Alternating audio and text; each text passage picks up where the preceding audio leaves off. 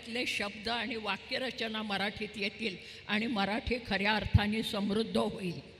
आणि म्हणून एका विशिष्ट स्तराची भाषा ही शुद्ध भाषा आणि अभिजन भाषा असं मी लोकसंस्कृतीची डोळस अभ्यासक म्हणून मानत नाही.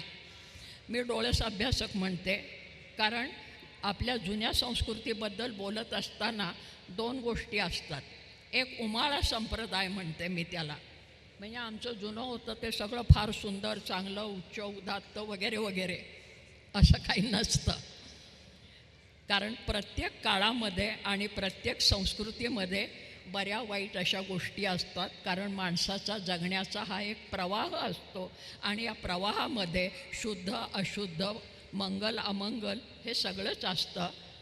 म्हणून कालिदासाने एकेकाळी म्हटलेलं आहे की पुराणमित्येव न साधु सर्वम.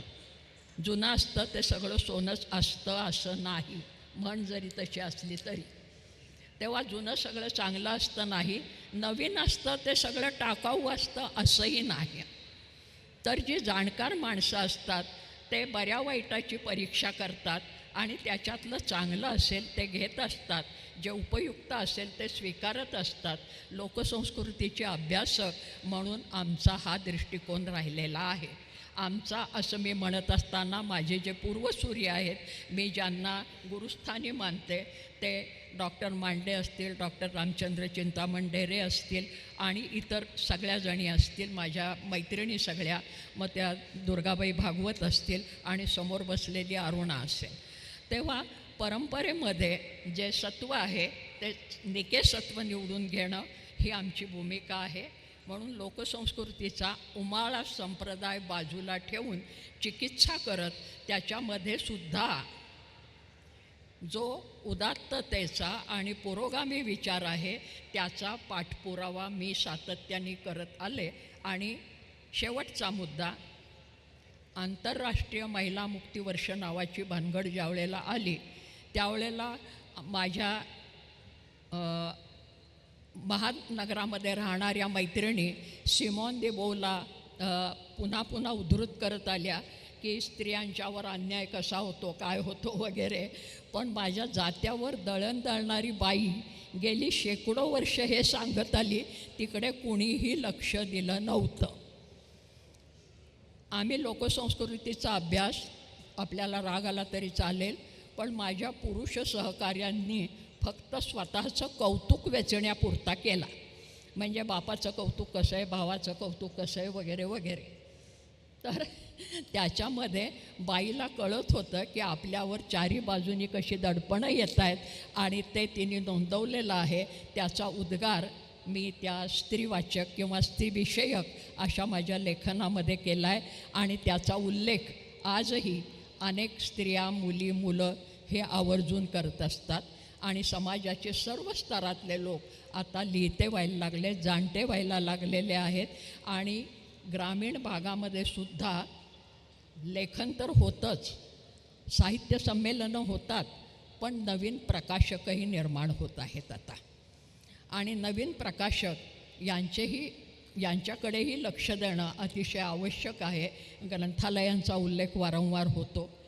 सांगायचं तात्पर्य की या सर्व युवा शक्ती जी आहे आणि भाषेबद्दल आस्था असलेली जी शक्ती आहे तिला आपण प्रोत्साहन दिलं तर खऱ्या अर्थाने मराठीचा विकास होणार आहे, मराठीची उन्नती होणार आहे, याच्याबद्दल वाद नाही.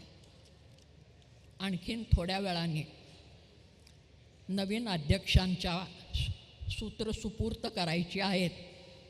याचा मला अतिशय आनंद होतो आहे, कारण वर्षभर मी खूप थकलेली आहे अशा सगळ्या ह्याच्यामध्ये. नवीन उमेदीचे अध्यक्ष येत आहेत ही चांगली गोष्ट आहे आणि ते मराठी भाषेच्या विकासासाठी प्रयत्न करतील, त्याबद्दल काही वाद नाही. अनेक मुलाखती माझ्या झाल्या. त्या मुलाखतीमध्ये सगळ्यांनी प्रश्न विचारला की तुमचं भाषण खूप लोकांच्यापर्यंत पोचलं, या लोकप्रियतेचं रहस्य काय? म्हणलं ते पोचलं हे तुमच्यामुळे मला कळलं, नाही तर मला कळायला काही मार्ग नाही. मी कुठेतरी कोपऱ्यात राहणारी एक बाई आहे. पण त्यांना मी जे उत्तर दिलं, जे यूट्यूबवरच्या अनेक मुलाखतींच्यामध्ये आहे, ते एक वाक्य सांगणार आहे आणि मग पुढच्या क्षणापासून ही साहित्य संमेलन अखिल भारतीय साहित्य संमेलनाच्या अध्यक्षपदी नवीन अध्यक्ष आमचे सन्मित्र विश्वासराव पाटील हे आजी अध्यक्ष असतील आणि मी माझी जमा होईल. मी उत्तर असं दिलेलं होतं की मी स्वतः काहीच केलं नाही. मी बोलले, याबद्दल काही वाद नाही, पण अनेकांना ते भाषण आवडलं, भिडलं, अनेकांनी ती पसंती व्यक्त केली. याचा अर्थ इतकाच आहे की त्यांच्या मनामध्ये जे होतं ते मी फक्त अभिव्यक्त केलं. कारण लोकसंस्कृती ही समूहाची संस्कृती असते. समूहातली प्रत्येक व्यक्ती व्यक्त होतेच असं नाही. समूहाच्या वतीने कोणीतरी व्यक्त होतं, परंतु सगळ्या समूहाला ते आपलं आहे असं वाटतं. म्हणून मी जे भाषण केलं असेल त्याला एकच वाक्य, ते वाक्य संपल्यावर या संमेलनाची सूत्र विश्वासरावांच्याकडे जाते. ते वाक्य असं की मी भाषण केलं नाही, माझ्या तोंडून भाषण वदलं गेलं, कारण मी फक्त समूह मनाचा आवाज झाले. तो समूह मनाचा आवाज आपण आहात सगळेजणं, आणि तो आवाज बुलंद करण्याचं काम आमचे सन्मित्र करतील असा पुन्हा एकदा विश्वास व्यक्त करते.